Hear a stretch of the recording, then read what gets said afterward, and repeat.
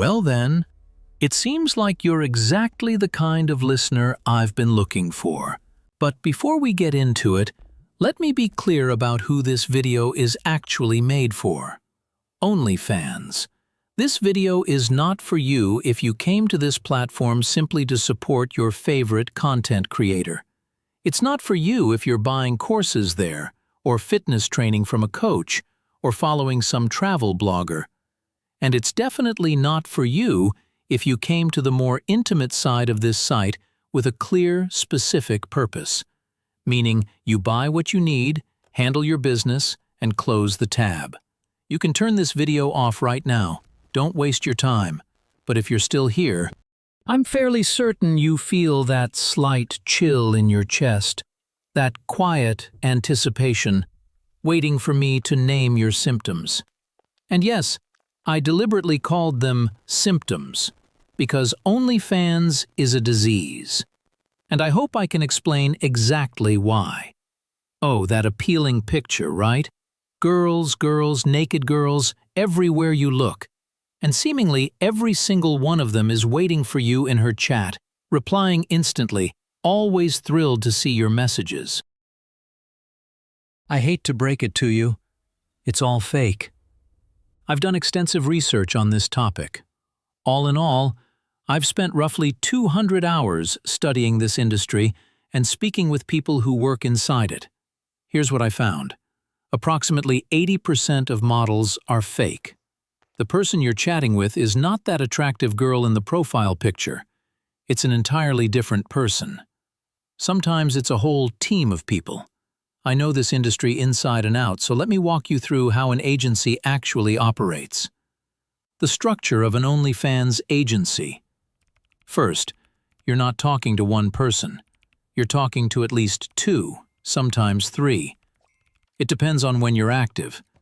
Typically, 3 chatters are assigned to a standard profile. If that profile is being heavily promoted, it can go up to 6 chatters, each working 8-hour shifts, because of course, there are 24 hours in a day. Once a profile belongs to an agency, it cannot go dark for even a minute. The chatter's job is to keep you engaged, to stir your emotions, make you feel supported, draw your attention, and most importantly, get inside your head, deeper and deeper. They are skilled psychological manipulators, which is precisely why you're still watching this video. Beyond all of that, their primary objective is to make you spend money.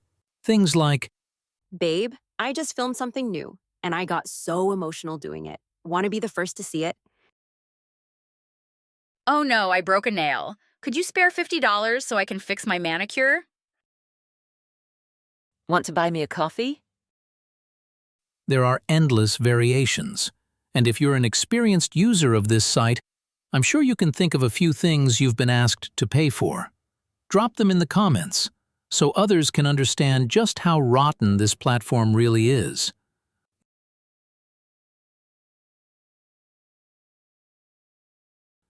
Above the chatters are the admins.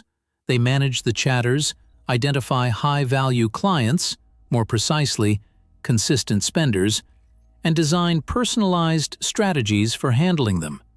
They make sure every shift is covered, monitor performance, and constantly invent new themes and hooks to drive revenue. One classic hook? The question game. There are many versions of it, but the formula is the same. Sell you something cheap first. Guess what color my underwear is in the second photo? Then gradually raise the price, each time promising a bigger, better reward. Admins also manipulate the chatters themselves. To them, chatters are disposable, easily replaced. So they employ every gaslighting tactic available. Performance is tracked and reported daily, because above the admins sit the top admins. These are the people who climbed the entire ladder, distinguished themselves, came up with something innovative and scalable, and now they sit at the top of the food chain. They oversee teams of admins, set clear targets, and determine how much revenue their team must generate per day. They also handle agency security, ensuring chatters don't pocket money off the books. They design hiring protocols, performance reviews, and internal trust systems. Their only accountability is to the business owners who, frankly, don't much care about internal team dynamics as long as the profits keep rolling in. And the profits are staggering.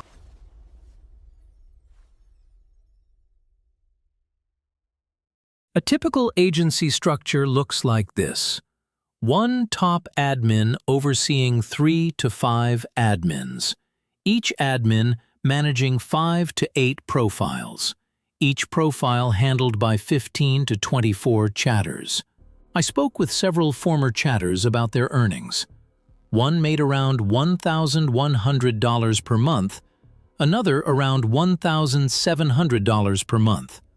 Want to understand how the money actually flows? Here's a real breakdown. You send $100 in tips to some profile. Let's call her Riley. So, I'll quickly explain how it works. OnlyFans takes 20% for itself. 20% goes to the chatter who was on shift, 7% goes to the admin, and 5% goes to the top admin. The model gets 20 to 30% if she creates custom content. The rest goes toward advertising and the owner's earnings.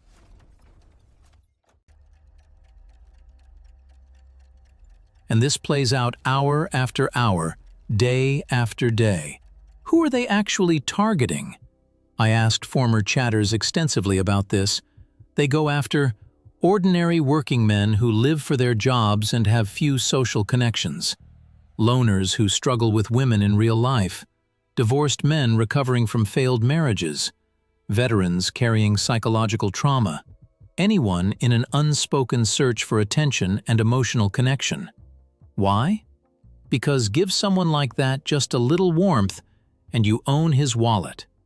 You might be thinking, that's not me. I can't be manipulated that easily. She's different. She's real. I trust her. Let me ask you this. Do you honestly think you alone are smarter than an entire professional team built specifically to outsmart you? Add up what you spend on this model or these models every month. Then answer me honestly. Do you still think you're stronger? More manipulation tactics to watch for. They move the conversation to Telegram, and they tell you it's to get closer. The real reason? Telegram has no platform rules. OnlyFans prohibits certain types of solicitation, but on Telegram they can ask you for money for anything. Her father's surgery, her dental emergency, any crisis they invent on the spot. The list never ends. It is a circle of hell, and escaping it is genuinely difficult. So I'm begging you, stop going back to that site. Look around you. The world is beautiful. Real women are even more beautiful. Don't surrender yourself to the cheap, hollow thrill of internet love lurking around every digital corner. How to check if your model is run by an agency.